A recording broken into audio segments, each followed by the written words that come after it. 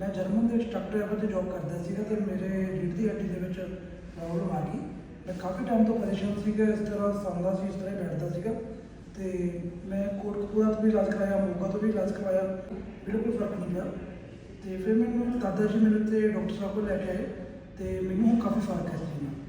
Doctor ਸਾਹਿਬ ਕਹਿੰਦੇ ਤੁਹਾਡੇ ਰੀੜ੍ਹ ਦੀ ਹੱਡੀ ਦੇ ਵਿੱਚ C3, C4 ਦੀ ਪ੍ਰੋਬਲਮ ਹੈ ਅਤੇ ਹੁਣ ਮੈਨੂੰ ਬਹੁਤ ਫਰਕ ਆ, ਮੈਂ ਬਿਲਕੁਲ ਠੀਕ ਹੈ। ਹੁਣ ਤੁਸੀਂ ਕੀ ਕਹਿਣਾ ਚਾਹੁੰਦੇ ਹੋ ਸਮਾਜ ਨੂੰ?